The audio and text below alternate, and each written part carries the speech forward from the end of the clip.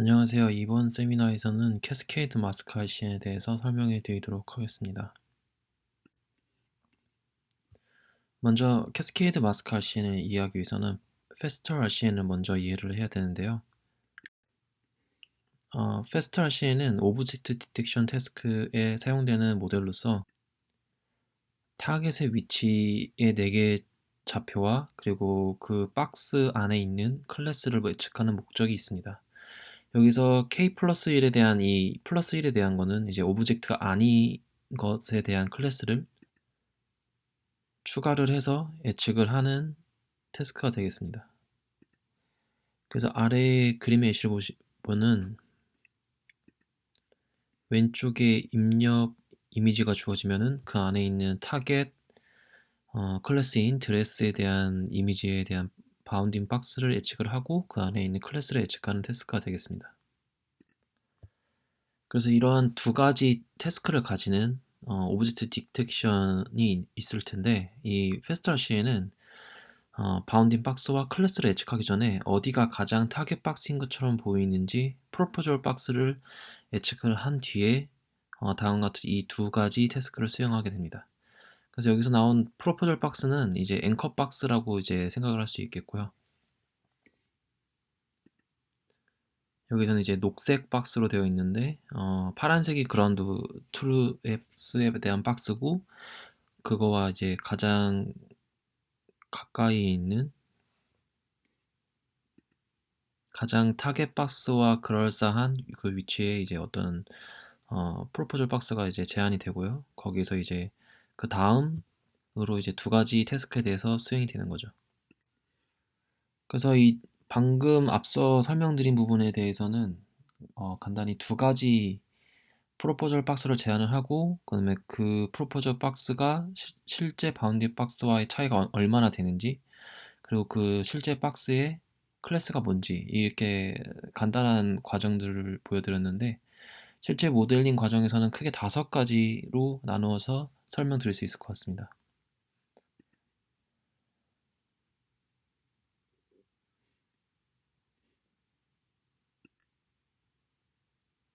먼저 전처리인데요. 이 전처리는 크게 3가지를 이제 구분해서 이해를 하시면 될 것 같은데 먼저 왼쪽에 있는 원본 사이즈 이미지가 들어오게 되면은 이 사이즈를 가로, 세로에 대한 비율을 일정하게 유지를 시키면서 리사이즈를 수행하게 되고요. 그래서 만약에 이제 세로가 2배 증가하면 여기 이제 가로, 세로의 비율이 동일하게 세로의 비율이 더 2배 증가하는 형태가 되겠고요. 그래서 이 가로, 세로에 대한 비율이 같게 이미지가 큰 이미지가 나올 수도 있고 작은 이미지가 나올 수 있도록 이제 리스케일링을 해줍니다. 그리고 두 번째 어그멘테이션은 이 해당하는 이미지를 호리존털하게 랜덤하게 플립을 해서 동일한 어떤 목적을 가지는 이미지 형태로 어그멘테이션을 해주고요. 그리고 여기서 패딩하는 방식은 해당하는 배치 업데이트를 할 때 어떤 특정한 배치 사이즈의 데이터가 들어올 텐데 그 데이터 배치 사이즈의 가로 세로들 중에서 가장 큰 가로 세로 이미지를 기준으로 해서 부족한 부분은 제로 패딩을 하는 형태로 이루어집니다. 그래서 그 실질적으로 이미지로 봤을 때는 오른쪽에 있는 이 풍선의 이미지가 있는데 여기 오른쪽이랑 아래쪽에 이제 검은색 제로 패딩이 되어 있죠.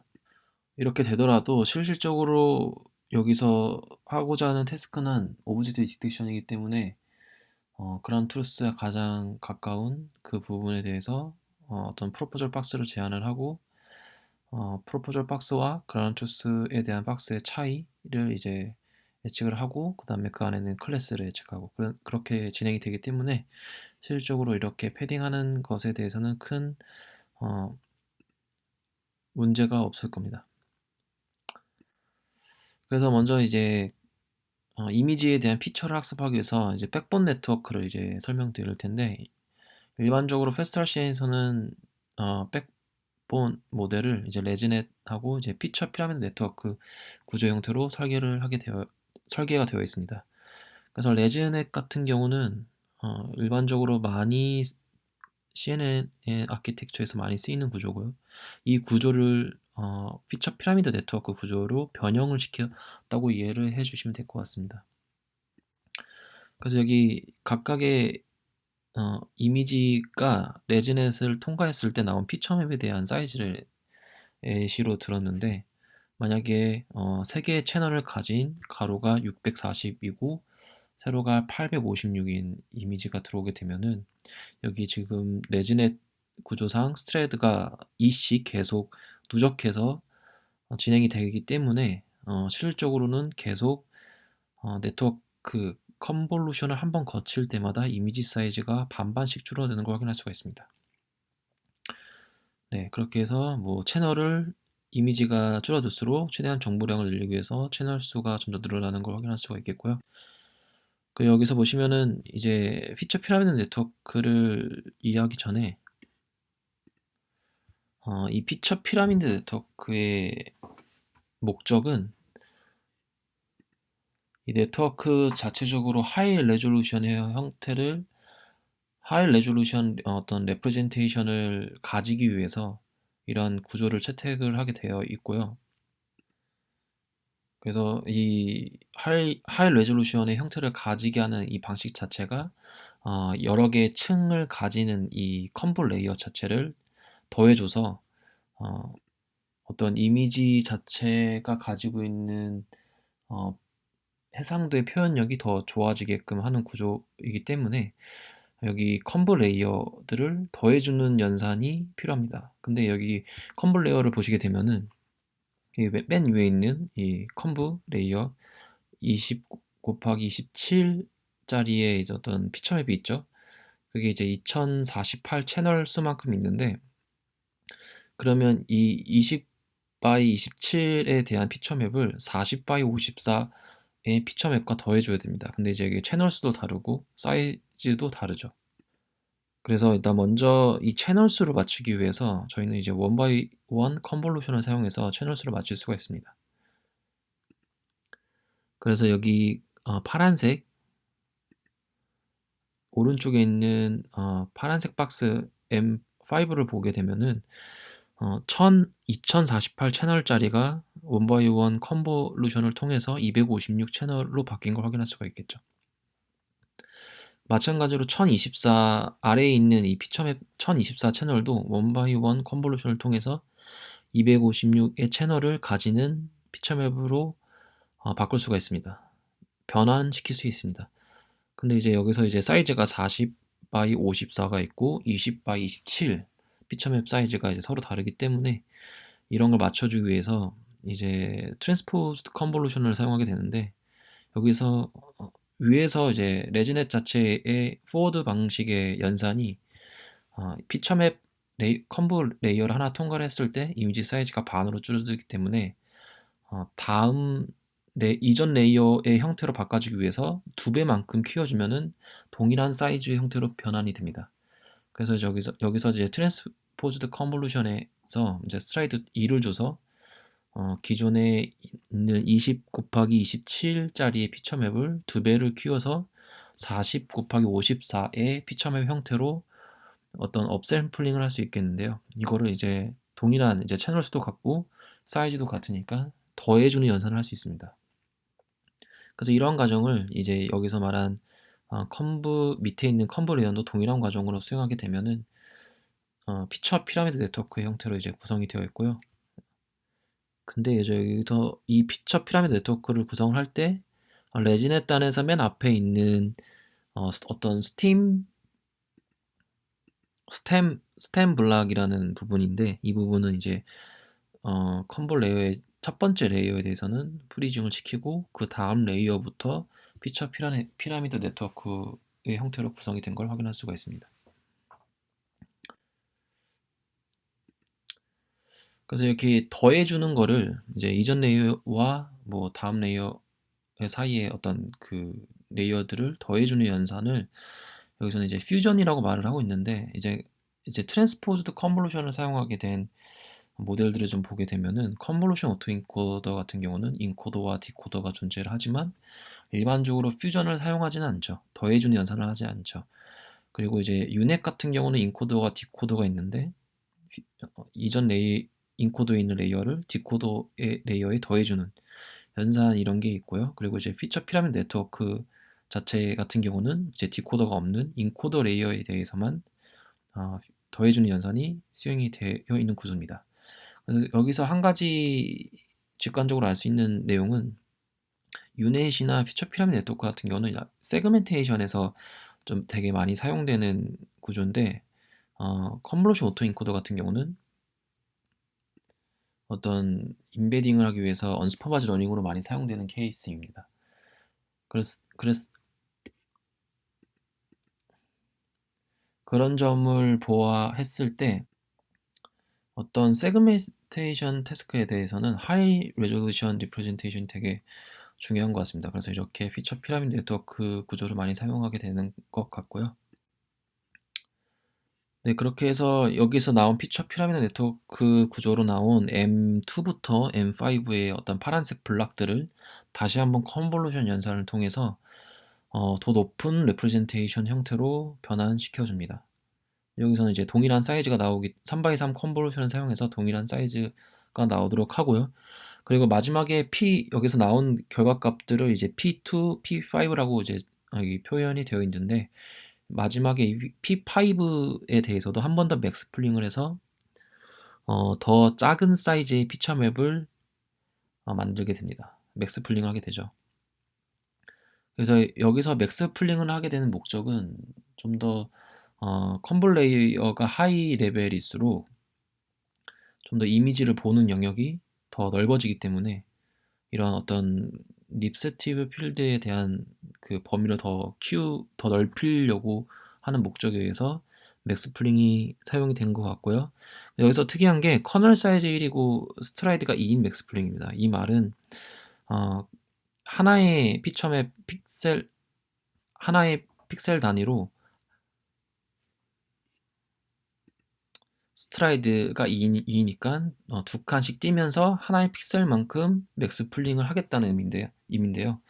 그래서 피처맵 단위로 두 칸씩 뛰어가면서 피처맵 값을 하나씩 뽑아서 단순히 어떤 맥스 풀링 연산인 것보다는 좀 더 피처맵의 사이즈를 줄이려고 하는 목적으로 리스티브 필드를 높이게 하는 목적으로 사용이 된 것 같습니다. 네, 이렇게 했을 때 다시 한번 이제 리스티브 필드에 대한 부분을 이제 이미지 시각화를 해봤는데요. 그래서 이미지가 이제 들어오게 되면은 피처 피라미드 네트워크는 이렇게 5개의 피처맵 어떤 특징을 가지는 어, 임베딩된 값들이 나오게 되겠고요. 이 값들은 이제 레지넷 자체의 구성에 의해서 어, 윗단으로 레이어가 하나씩 올라갈수록 2배씩 감소되는 피처맵의 사이즈가 2배씩 감소되는 형태로 이루어져 있습니다. 더 높은 더 높은 레벨에 있는 피처일수록 이 이미지를 보는 영역이 더 넓어지는 경우가 되겠고요. 그래서 오른쪽에 그림 보시면은 세 번째 층에 있는 피처맵 픽셀 값 하나가 아래에 있는 전체의 영역을 다 볼 수 있는 걸 확인할 수가 있습니다.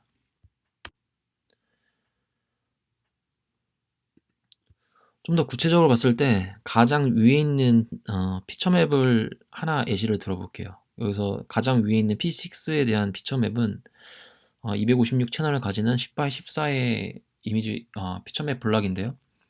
이거를 이제 오른쪽으로 좀 크게 확대했을 때 좀 보게 되면은 여기 피처맵 10x14에 대한 어떤 그 예시가 있죠. 여기서 이제 이 피처맵 상에서 한 칸, 픽셀 값이 한 칸 움직인다는 거는 실질적으로 봤을 때 이미지 상에서는 픽셀 값, 러 이미지에서 64만큼의 픽셀이 움직이는 걸 확인할 수가 있습니다. 왜냐면 여기서 한 칸 움직이는 거는 실질적으로 64배의 이미지가 줄어든 거기 때문에 실제 원본 이미지에서는 64배만큼 움직이게 되는 거죠. 반면에 이제 아래에 있는 P2 그 컨브 피처맵 블럭 같은 경우는 이미지가 4배 줄었기 때문에 실질적으로 한 칸 움직였을 때 러 이미지 상에서 네 칸 움직이는 걸 확인할 수가 있습니다. 그래서 여기서 보시면은 더 높은 레벨일수록 더 넓게 움직이는 걸, 스트라이드가 넓게 움직이는 걸 확인할 수 있겠습니다. 그래서 여기서 앵커 박스가 이제 사용이 되는데, 여기서 이제 이 앵커 박스라는 거는 실제 커스텀하게 만들어지는 앵커 박스고요. 그래서 이거를 어, 어떤 피처맵 상에서 어떠한 픽셀 값을, 나는 이 앵커 박스를 크게 사용할 것이다, 작게 사용할 것이다, 이런 거를 커스텀하게 정의를 해야 되는데, 당연히 여기서 가장 높은 레벨의 피처맵 P6에서 쓰이는 앵커 박스는 되게 큰 사이즈의 앵커 박스여야 될 것 같아요. 왜냐면 굉장히 크게 움직이고 굉장히 넓은 범위를 보기 때문에 가장 큰 앵커 박스를 상대적으로 가장 큰 앵커 박스를 사용해야 되고, 반면에 P2에 대한 어떤 컴보 블락 같은 경우는 굉장히 좁고 되게 작은 범위에 대한 립스틱을 필드를 가지기 때문에 굉장히 작은 앵커 박스를 사용해야 좀 더 되게 합리적일 것 같죠. 그래서 여기 실제 이 페스트 RCN에 적용되는 이 앵커 박스 같은 경우는 더 높은 레벨의 피처 맵일수록 더 큰 앵커 박스를 사용하게 됩니다. 근데 이제 뭐 앵커 박스를 만약에 512 by 512짜리 앵커 박스 사용하게 되면은 실제 이 앵커 박스가 전체에 대한 립스틱 필드를 다 반영한다고 가정할 수는 없겠죠. 그래서 여기서도 되게 커스텀하게 0.5에 대한 스케일, 반으로 준 256 by 256자의 앵커 박스랑, 그리고 뭐 배율이 1인, 뭐 그대 512 by 512, 그리고 이제 2배짜리 1024 by 1024, 이런 앵커 박스 3개를 사용하게 되는데요. 반면에 이제 밑에 되게 로우 레벨 피처맵 단의 경우 같은 경우는 굉장히 작은 앵커 박스를 3개의 배열로 사용되는 걸 확인할 수가 있습니다. 그래서 좀 더 직관적으로 봤을 때는 이렇게 피처맵 단에서 굉장히 하이 레벨이면서 하이 리스트 필드를 가지는 피처맵일수록 굉장히 큰 앵커 박스를 사용하게 됩니다. 그래서 이 앵커 박스 같은 큰 앵커 박스는 이제 큰 오브젝트에 대한 프로포즈를 할 수 있는 거고, 되게 작은 앵커 박스에 대해서는 이제 작은 오브젝트에 대한 프로포즈를 할 수 있게 되는 거죠. 그래서 이런 거에 대한 개인적인 의견인데, 굉장히 뭔가 이미지 사이즈에 따라서도 이렇게 실제 이제 이 프로포절 앵커 박스가 오브젝트 안에 이제 제대로 들어와야 잘 작동을 하는 원리인 것 같아서, 실제 오브젝트가 굉장히 크거나 굉장히 작으면은 이 앵커 박스 자체에 대한 프로포절의 커스텀한 사이즈를 잘 정의를 해줘야 될 것 같습니다. 실질적으로는 이 동일한 비율로 이제 리스케일, 아까 이제 어그멘테이션 할 때 리스케일링 하기 때문에 어느 정도 좀 잘 잡힐 것 같긴 한데, 근본적으로 오브젝트 사이즈가 찾고자 하는 오브젝트 사이즈가 되게 뭐 작거나 클 경우, 되게 스페시픽한 어떤 사이즈를 가진 경우, 그거에 맞는 앵커 박스를 사용하면 좀 더 잘 맞을 것 같습니다. 이렇게 그 앞에서 정의한 실제 앵커 박스가 우리가 원하는 어떤 프로포절 박스에 가까우면 좋을 텐데, 그러면 이제 그래도 어느 정도 차이가 있겠죠. 그 차이를 예측을 하기 위해서, 그 차이가 실제 우리가 원하는 프로포절 박스에 가깝게 하기 위하도록 어떤 프리딕션, 좌표에 대한 어떤 차이와 중심의 차이와 가로 세로에 대한 어떤 변화 길이를 이제 예측을 해야 되는데, 그 예측 단위를 각 여기 P2부터 P6부터에 가지는 모든 피처맵 단에 있는 픽셀만큼 예측을 하게 됩니다. 그래서 이게 무슨 말이냐면은, 결국 어떤 하나의 이미지, 여기 파란색 그 포인트가 있죠. 여기 파란색 포인트는 피처 P6에 대한 그 컴브 피처맵이죠. 거기서 어떠한 파란색의 어떤 이 피처맵 자체의 이 파란색 포인트의 의미는 실질적으로 이 FPN을 타고 내려왔을 때 이 로우 이미지상에서 640 by 856에 대한 이 이미지상에 어떤 검은색 점 하나가 찍혀 있죠. 그리고 여기에 3개의 앵커 박스가 걸려 있고, 이제 이 앵커 박스 같은 경우는 커스텀하게 정의가 되어 있는 거고, 근데 이 점 같은 경우는 실질적으로 이 그 스트라이드에 대한 어떤 비율로 봤을 때 해당하는 위치는 이 파란색 포인트일 거예요. 가정을 해볼게요. 실제 이 정도 위치에 있는 거고요. 근데 이제 이 위치에 이제 이 세 개의 앵커 박스가 실제 오브젝트이냐라는 걸 이제 한번 이제 어떤 로직 값으로 이제 프리딕션하는 경우가 되겠고요. 그러면은 이 세 개의 박스가 그라운드 트루스 박스에 가까운 좌표이냐라는 걸 이제 두 가지 태스크에 대해서 이제 예측을 하게 됩니다.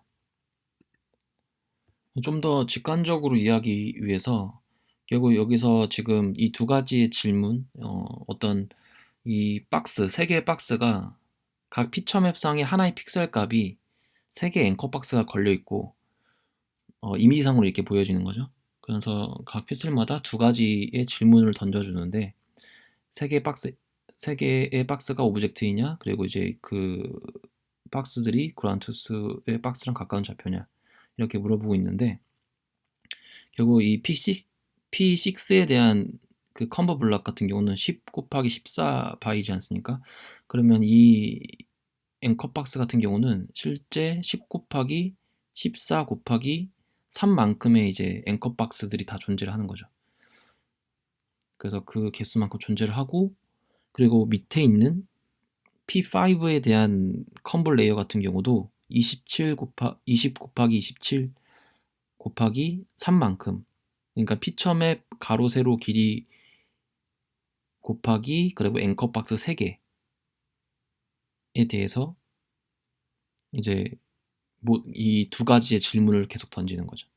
그러면 이거에 대해서 좀 시각화를 해보면 이렇습니다. 그래서 이제 각 컨볼 레이어가 가지고 있는 그 피처맵을 하나의 컴브 레프레젠테이션은 이게 오브젝트인가 아닌가에 대한 태스크로 한번 레프레젠테이션을 해주고요. 그리고 다른 컴브 레프레젠테 같은 경우는 이제 그라운드 트루스 좌표값을 예측하는 태스크로 레프레젠테이션을 해줍니다. 이렇게 했을 때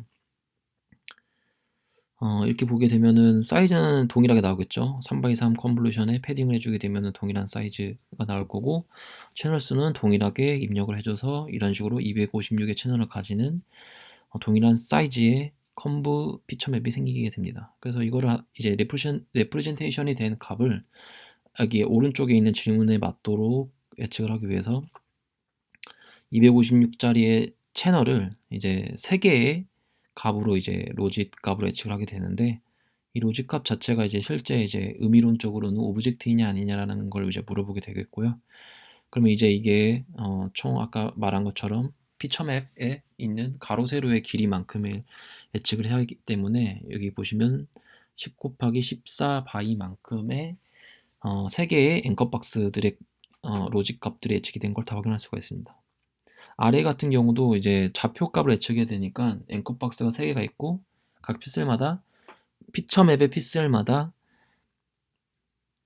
앵커 박스 3개가 있고 그 3개에 대해서 3개의 앵커 박스의 좌표들이 무슨 값으로 이루어져 있는지 예측을 해야 되기 때문에 여기서 이제 곱하기 4를 해서 총 12의 각 픽셀마다 12개의 어떤 좌표값, 예측값이 나오게 되겠고요. 네, 여기서 이제 로스 값은 오브젝트이냐 아니냐라는 그 바이너리 태스크 같은 경우는 바이너스 크로스 엔터프리를 사용하게 되겠고, GT 레이블 같은 경우는 이제 그 어떤 리그레션 차이니까 에런 로스를 사용하게 됩니다.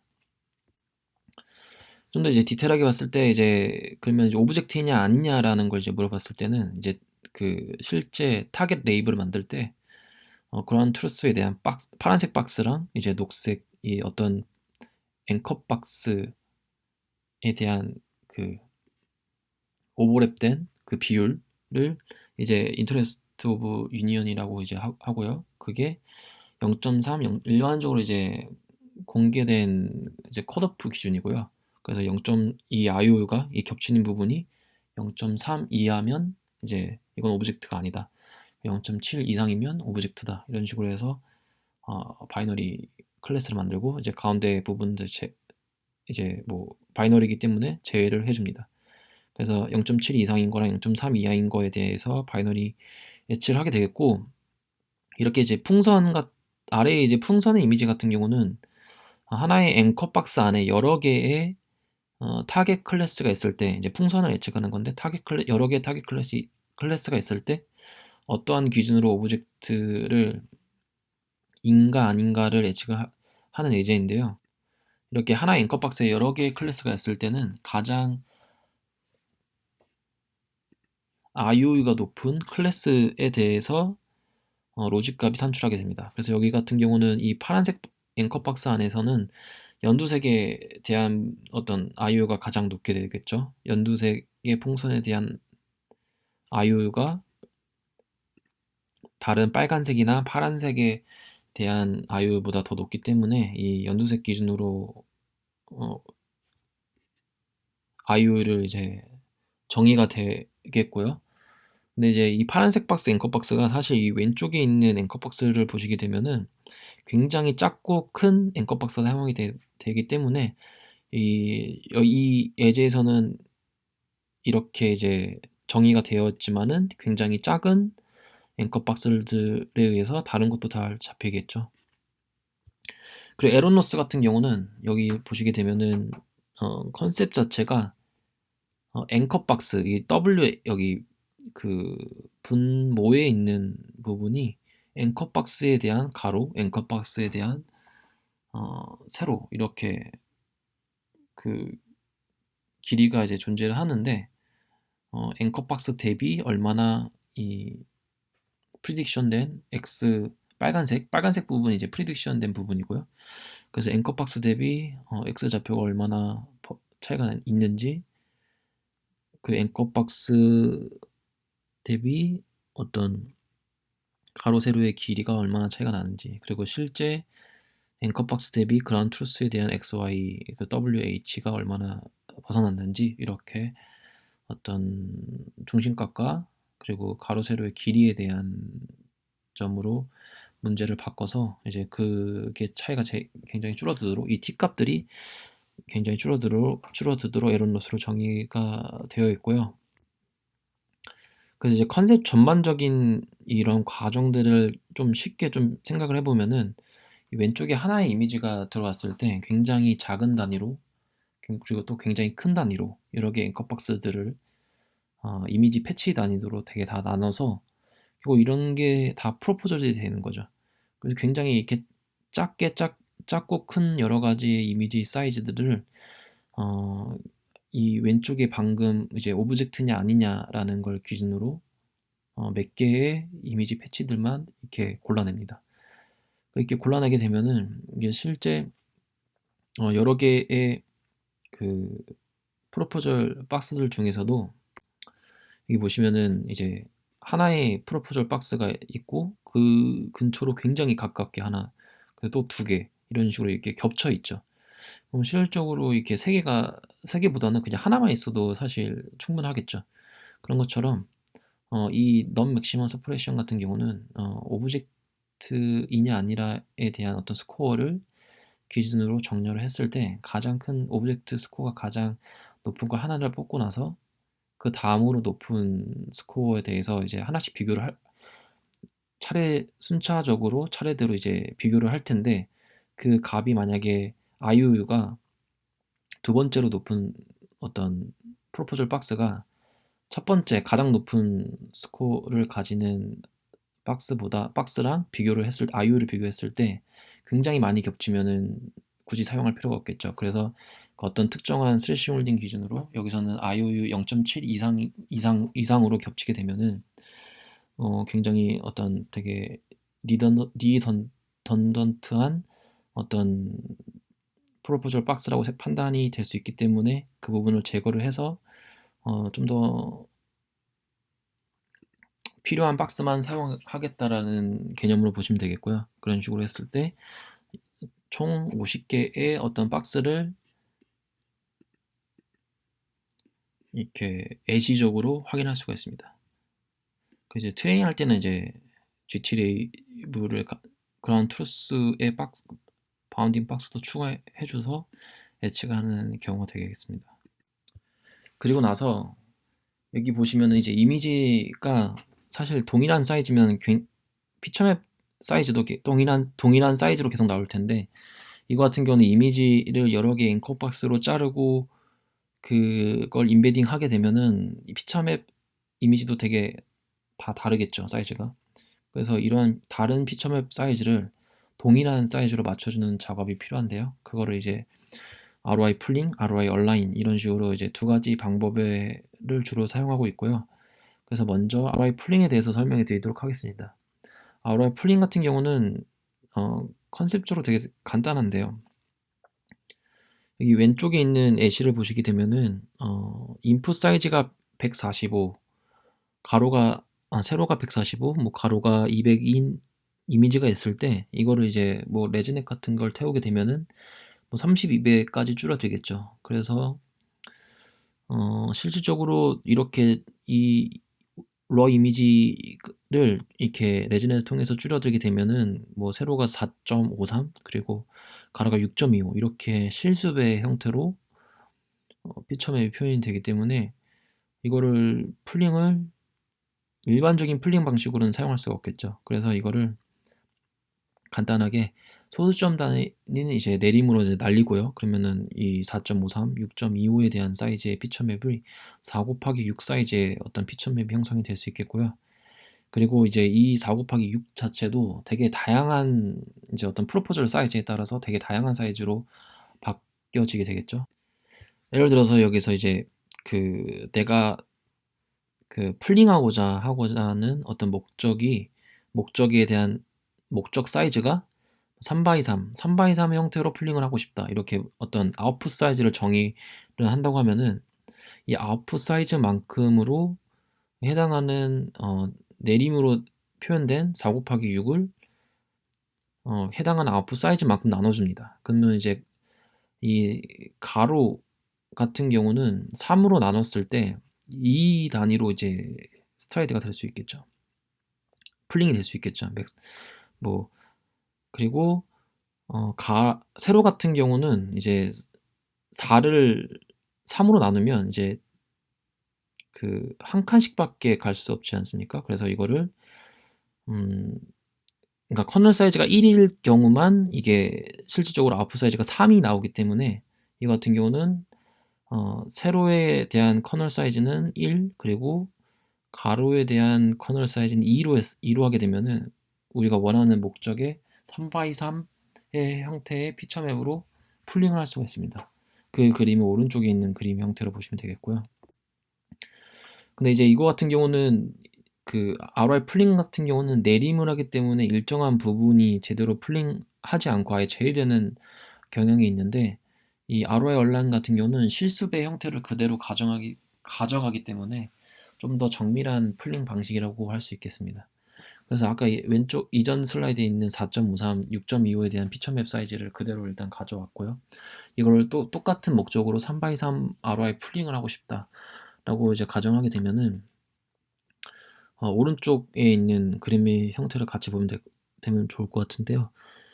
여기서 이제 파란색 점들이 있습니다. 이 파란색 점들 자체가 실질적으로 그러니까 이제 이 노란색이 아니라 연두색 격자가 실질적으로 우리가 뽑고자 하는 어 아웃풋 사이즈고요. 그리고 일단 이제 모든 게 다 실수배로 이제 다 잘리는 겁니다. 그래서 뭐 연두색 한 칸의 가로의 길이가 2.083 만큼이 될 수 있겠고요. 그리고 이 피처맵 사이즈가 뭐 가장 왼쪽이 0이라고 시작하면은 이 빨간색 가장 첫 번째 시작하는 점은 9.25. 그러면은 연두색 한 칸에 4개의 점을 동일한 간격으로 찍습니다. 그래서 이 보시면은 0.69 간격으로 이제 찍게 되는 거죠. 그렇게 되면은 3칸만큼의 어떤 간격을 가지는 동일한 간격을 가지는 점이 찍힌다고 볼 수 있겠고요. 세로 길이에 관련해서도 똑같은 간격으로 3 칸을 가지도록 나누어 줄 수 있을 것 같습니다. 그래서 이 4개 점을 찍었을 때 이 파란색 점 좌표들처럼 9.94, 6.5 이런 형태로 동일한 간격을 유지를 하면서 점들을 찍을 수 있겠죠. 그러면 결국은 이렇게 4개의 이 파란색 점들의 좌표에 어떤 피처 맵에 값이 있으면은 그 4 개의 값을 뭐 풀링을 하거나 뭐 에버리지 풀링을 하거나 뭐 이런 식으로 했을 때 하게 되면은 하나의 값들이 나오겠죠. 그러면은 결국은 이 연두색 격자들 사이에서 9 개의 동일한 사이즈의 풀링이 되는 거고, 그러면 결국 이 파란색에 있는 점에 있는 피처 맵의 값만 알면 됩니다. 그래서 여기서 값을 알려고 하는 방식 자체가 인터폴레이션을 사용하는 경우가 되겠고요. 그래서 여기 보시면은 파란색 점들 4 개의 점 중에서 가장 왼쪽 그리고 위에 있는 파란색 점에 예시를 들게 되면은 9.94, 6.5의 점에 대한 이그젬플로 가장 이웃한 피처맵의 픽셀 값들을 가져옵니다. 그래서 그 이웃한 피처맵의 픽셀 값들을 이제 파란색으로 이제 그림을 그렸고, 그러면 이 피처맵상 파란색 박스 안에 있는 이 빨간색 점은 실제로 이 피처맵 상에 있는 픽셀 값의 중앙을 의미를 하니까 그 값 자체가 존재를 합니다.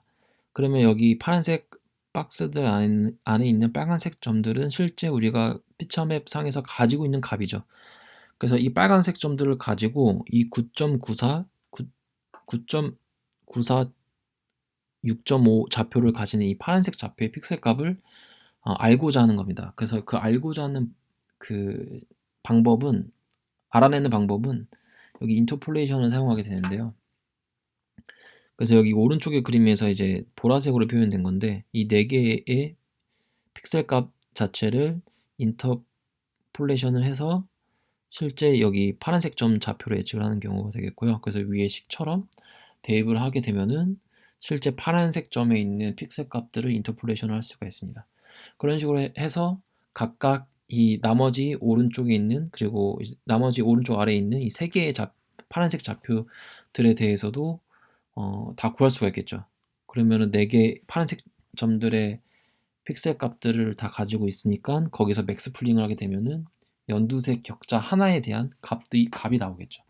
그러면 결국은 뭐 어떤 되게 다양한 피처맵의 아웃풋 사이즈가 등장을 할 텐데, 그거를 이제 ROI 얼라인을 통해서 동일한 사이즈 형태로 다 바꿀 수가 있습니다.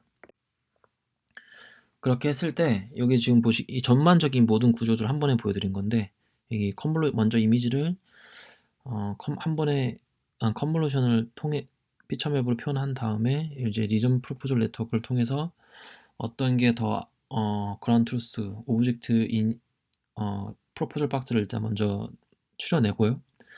그것들 중에서 ROI 얼라인을 통해서 동일한 사이즈로 바꿔줍니다. 그래서 여기서는 이제 아웃풋 사이즈를 7x7로 정의를 해서 모든 피처맵의 사이즈를, 프로포저 박스에 대한 사이즈를 7x7 아웃풋 사이즈로 모두 다 바꿔주게 되겠고요. 그리고 2024에 대한 폴리커넥트들을 다 연결해줘서 마지막으로 클래스에 해당하는 이 프로포저 박스가 어떠한 클래스냐 인 거를 예측을 하고요. 그리고 이제 실제 그라운드 트루스의 박스를 얼마나 벗어났는가를, 그 차이를 예측을 하는 태스크, 2가지 태스크가 나눠져 있습니다. 이게 이제 RPN 네트워크, 리전 프로포절 네트워크의 태스크랑 굉장히 유사를 한데요. 굉장히 유사하고 그 약간의 컨셉만 좀 바꿔서 얘기를 하면은, 이전 RPN 같은 경우는 3개 앵커 박스가 오브젝트냐 아니냐라는 물어봤는데, 이제 그 프로포절 박스가 어떠한 카테고리를 갖느냐는 문제가 되기 때문에 바이너리 크로스 엔트로피가 아니라 소프트맥스 크로스 엔트로피를 이제 사용하게 되겠고, 클래스가 없는 넌 오브젝트에 대한 클래스를 추가해줘서 총 카테고리 개수 플러스 1만큼의 범주를 가집니다. 그리고 나서 여기 이제 이전에는 이제 프로포절 박스가 GT 레이블에 얼마나 가까운 좌표이냐라는 걸 이제 물어봤었는데, 여기서는 이제 프리딕트, 아예 이제 새로운 박스를 예측하는 거죠. 어떤 프로포절 박스를 가지고 새로운 박스를 예측을 하는데, 그게 얼마나 그라운드 트루스 박스에 가까운 좌표냐라는 걸 이제 다시 동일한 어떤 문제로 풀게 되고요. 똑같이 에런 로스를 쓰게 되고, 다른 점은 프로포절 박스를 구할 때는 XY에 대한 중심점과 그리고 가로 세로의 길이에 대한 차이를 1대 1대 1대 1로 동일한 비율로 풀어 로스를 이제 계산을 했었는데, 이거 같은 경우는 XY, WH를 좀 더 큰 로스를 줘서 예측을 하게 됩니다. 네, 여기서 뭐 XY가 더 중요하기 때문에 더 큰 로스를 준 것 같고요. 이제 식도 동일한 방식으로 계산돼서 산출이 될 수 있습니다. 네, 그리고 이제 여기에 또 인퍼런스 하는 과정인데, 동일한 방식으로 프로포절들 박스를 이제 프리딕션 한 다음에, 이제 이전에는 이제 오브젝트 로짓이었는데 해당하는 소프트맥스에서 산출된 클래스 로짓을 이용을 해서 어떠한 로짓이 가장 큰가를 이제 스코어를 링을 하고, 그 스코어가 가장 높은 것 순서대로 뭐 필터를 먼저 하고요. 똑같은 방식대로 non maximum separation 을 통해서 좀 더 프리딕션된 박스를 더 줄입니다. 그래서 결과적으로 어떤 하나의 이미지에서 여러 개의 아이템을 예측을 할 수 있는 거고, 가장 그럴싸한 게 예측돼서 바운딩 박스가 나오겠죠. 네, 여기까지가 이제 패스트 RCN에 대한 내용이었고, 그러면 이제 마스크 RCN은 실제 굉장히 유사를 한데, 이 노란색 그 점선으로 대시라인으로 표현된 부분이 이제 추가가 됐고요. 그래서 이거를 이제 마스크 헤드라고 명칭을 해 보도록 하겠습니다. 그래서 이 마스크 헤드 부분 같은 경우는 뭐 어떤 새롭게 나온 부분이 아니라 실제 바운딩 박스가 잘 돼야, 그 바운딩 박스 안에서 바운딩 박스가 되면은, 그 바운딩 박스를 찾으면은 그 바운딩 박스 안에서 어떠한 부분이 우리가 원하는 타겟 마스킹의 레이블을 가지는지를 한번 다 예측을 하는 경우이기 때문에, 바운딩 박스도 잘 돼야 마스킹에 대한 어떤 픽셀별로 예측을 하는 그 테두리도 잘 예측이 될 수 있겠습니다. 그래서 여기서는 ROI 얼라인을 아웃풋 사이즈를 14 x 14로 지정을 했고요. 이거 같은 경우는 한번 컴브 레이어를 4개를 태워서 어떤 그냥 되게 높은 레프레젠테이션을 표현을 하고, 여기서 이제 파란색 트랜스포즈드 컨버루션이 있는데 여기서 업샘플링을 하죠. 사이즈가 2배로 증가를 했습니다. 그래서 이전에 설명드린 트랜스포즈드 컨버루션을 이용해서 한 번 더 키워주고, 이거를 프리딕션을 할 텐데, 여기서는 이제 이 80이라는 거는 이제 클래스에 대한, 타겟 클래스에 대한 범주의 개수고요. 그래서 뭐 드레스냐 바지냐 이런 여러 개의 클래스가 있다고 하면은 이거를 범주 개수만큼 프리딕션 하게 됩니다. 그럼 결과적으로 28 by 28의 픽셀 자체가 총 카테고리 개수만큼 예측이 되는 거죠. 그러면 이제 실제 타겟 마스킹된 이미지는 되게 다양한 사이즈일 테니까 이거를 좀 조절해 줄 필요가 있는데, 이거 같은 경우도 똑같이 80개의 클래스를 가지는 그런 트루스에 대한 마스킹이 있다고 하면은, 그게 뭐 m by m이라고 해볼게요. 그럼 되게 어떤 임의의 사이즈일 텐데, 이거를 이제 리사이즈를 통해서 K-니언리스트 인터폴레이션을 사용했던 것 같아요. 그래서 이렇게 리사이즈를 통해서 28 by 28 사이즈로 리사이즈를 해주고, 채널은 워낙 어떤 카테고리 벡터처럼 만드는 것처럼 똑같이 80 차원으로 만들어주고요. 그렇게 했을 때 그러면 이제 28 by 28 by 사이즈를 가지는 타겟 클래스의 80 채널, 80개의 어떤 클래스도 다 가지고 있으니까 예측하고자 하는 사이즈랑 동일하죠. 그래서 이렇게 했을 때 여기서 이제 어떤 소프트맥스 그런 게 아니라 바이너리 크로스 엔트로피 로스로 계산이 됩니다. 네, 그래서 뭐 실질적으로 각 카테고리별 해당하는 픽셀 값이 그러한 트루스에 대한 타겟 클래스가 있냐 아니냐, 바이너리 형태로 예측을 하는 경우가 되겠습니다. 그 전반적으로 봤을 때 크게 세 가지로 이루어져 있는데, 저희는 여기 이미지를 어그멘테이션을 해서 CNN을 태웠는데 그 CN 백본 네트워크는 레지넷 피처 피라미드 네트워크를 사용을 했고요. 그리고 이제 RPN 네트워크로 가장 그럴싸한 프로포절 박스를 내뱉어내고 그거를 리스키 어떤 사이즈를 똑같이 맞춰주기 위해서 ROI 얼라인을 사용을 했습니다. 그리고 거기서 나온 값 자체를 두 가지 태스크로 이제 이루어져 있는데 실제 여기서는 이제 마스킹 세그멘테이션이 이제 목적이기 때문에 박스 헤드랑 마스크 헤드 두 가지를 이제 패러럴하게 이제 탄출을 하고 박스 헤드 같은 경우는 카테고리 예측을 하면서 바운딩 박스를 예측을 하고 마스킹 헤드 같은 경우는 해당하는 각 카테고리별로 해당하는 피처맵의 픽셀 값이 그러한 트루스이냐 아니냐라는 걸 예측을 하게 되겠습니다. 그래서 이 로스 같은 경우는 RPN 로스 먼저 업데이트 되고요. 그 다음에 박스 헤드 로스가 순차적으로 업데이트가 되고 그 다음에 마스크 헤드가 업데이트가 됩니다. 그 이제 최종적으로 여기서 이제 세미나에서 전달하고자 하는 캐스케이드 마스크 RCN인데요. 여기 전형적으로 그 오브젝트 디텍션에서는 IO를 0.5 이상으로 간주를 하게 됩니다. 왜냐면 이제 그 실제 타겟 클래스가 틀리는 거를 가장 줄이기 위해서 이런 어떤 이 스래시 홀딩을 잡게 되는데요. 근데 여기서 이 논문에서 주장하고 있는 거는 이 IOU가 0.5인 박스에 대해서도 되게 다양한 정보를 가지고 있다는 겁니다. 그래서 이 왼쪽 예시를 보시게 되면은 오른쪽에 있는 0.7의 IOU를 가지고 있는 것보다 왼쪽이 더 다양하고 풍부한 바운딩 어떤 프로포절 박스가 가지고 있다는 걸 확인할 수가 있습니다. 그래서 여기서 이제 논문에서는 인트로덕션에서 이제 간단한 실험을 통해서 몇 가지 제시를 하고 있는데 실제 IO를 0.5, 0.6, 0.7으로 학습을 했을 때 어떤 프리딕션된 바운딩 박스랑 어떤 타겟 바운딩 박스의 어떤 IOU에 대한 얼마나 겹치는지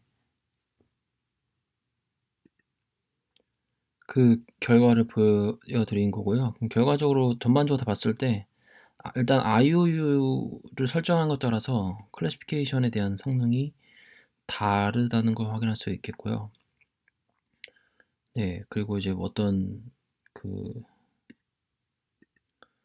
전반적으로 인풋 IOU가 낮을 때는 스래싱 홀딩에 대한 기준도 낮아야 성능이 올라가는 걸 확인할 수 있겠고 그러면은 이게 인풋 자체의 IOU가 되게 다양할 텐데 그러면 IOU를 어떻게 하나의 값으로 판단하기가 되게 애매하겠죠.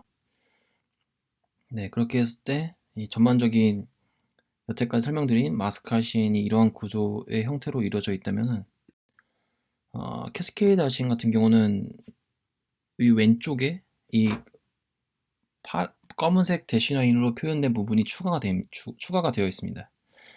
그래서 왼쪽에 똑같이 패스트 RCN이 이루어져 있고요. 근데 여기서 이 첫 번째 패스트 RCN 같은 경우는 IOU가 굉장히 낮은 기준으로 이제 학습이 됩니다. 그리고 나서 여기서 나온 프리딕트 박스를 두 번째 패스트 RCN에 넣어줘서 그래서 여기서 프리딕트 박스가 프로포절 박스를 대신하고 있죠. 그래서 이 프리딕트 박스를 한 번 더 어떤 프로포절처럼 사용을 해서 그 다음에 프리딕트 박스를 또 뽑고요. 더 높은 IOU 기준으로 그리고 나서 마지막으로 한 번 더 높은 IOU를 기준으로 프리딕션 한 번 더 해주게 됩니다. 그리고 나서 바운딩 박스가 잘 뽑히면은 마스킹도 잘 될 테니까 세그멘테이션도 그 박스 안에서 어떠한 부분이 그러한 트루스 마스킹을 가지고 있는지 알 수 있으니까 여기서 나온 바운딩 박스를 뽑아내고 그 안에서 마스크 헤드를 통해서 로스를 계산하게 됩니다. 그래서 좀 디테일한 내용은 각 페스트 RCN에 대해서 그레디언트를 낮은 IO에 대해서는 적게 그리고 로스도 적게 주고요. 그리고 높은 IO에 대해서는 그레디언트를 크게 그리고 업데이트를 많이 하고 그리고 로스도 크게 주는 경우가 되겠습니다. 여기서 A는 여태까지 설명드린 마스카신 기준이 있고요. 그리고 C 같은 경우는 방금 설명드린 구조를 표현해 드렸습니다. 그리고 이제 B, D 같은 경우는 마스크 헤드를 왼쪽 첫 번째 IO가 낮은 쪽에 마스크 헤드를 붙이는 경우고, D 같은 경우는 모든 페스티벌 CN에 마스크 헤드를 다 붙이는 경우입니다. 네, 이렇게 했을 때 성능을 보게 되면은 C와 D가 좀 성능이 많이 좋았고, 일단 캐스케이드한 형태가 좀 성능이 다 마스카 CN보다 좋았고, C, D 같은 경우는 C는 마지막에 헤드를 붙이는 거고, D 같은 경우가 다 붙이는 거죠. 모든 페스티벌 CN에 마스크 헤드를 붙이는 경우인데 큰 성능 차이가 없어서 일반적으로 오픈소스 코드를 보게 되면은 C 형태 마지막에 마스크 헤드를 붙이는 경우가 많이 이루어져 있는 것 같습니다. 네, 그리고 어떤 프리딕션, 이 네트워크 자체도 B 같은 게 B 경우가 캐스케이드 마스크 하신 경우고, 캐스케이드 뭐 RCN 경우고, C, D 같은 경우는 이 박스 헤드 H가 다 다르죠. 캐스케이드 하시는 같은 경우는. 근데 이터레이티브 B박스 같은 경우는 동일한 박스 헤드를 사용해서 예측을 하는 경우가 되겠고, D 같은 경우는 풀링 방식, ROI 풀링 방식을 하나로만 해서 진행을 한 경우인 것 같습니다. 이렇게 했을 때 캐스케이드 RCN이 가장 성능이 좋았다라고 말을 하고 있습니다.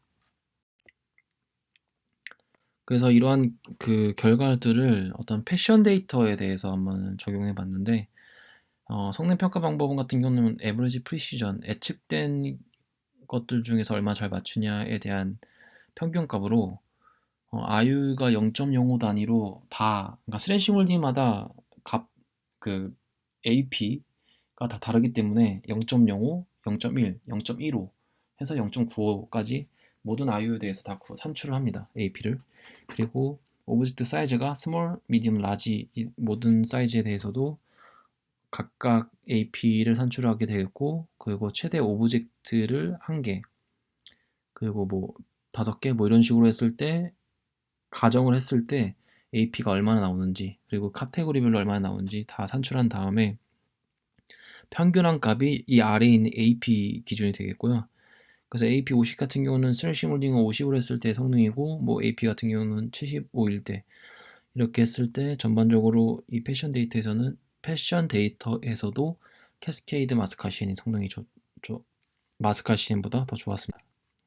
이렇게 했을 때 예측된 결과 같은 경우도, 왼쪽 같은 경우도 그라운드 트루스가 이제 상위만 되어 있는데, 이 어떤 그 온라인상에 제공되어 있는 어떤 딥 패션 데이터로 프리트레이닝을 하고, 그리고 어떤 또 수집된 패션 데이터로 퍼더 트레이닝을 했을 때 하위까지도 이렇게 잡히는 걸 확인할 수 있겠고, 네, 이런 식으로 더 모델 자체가 더 정밀한 레이블을 더 산출하는 걸 확인할 수 있겠습니다.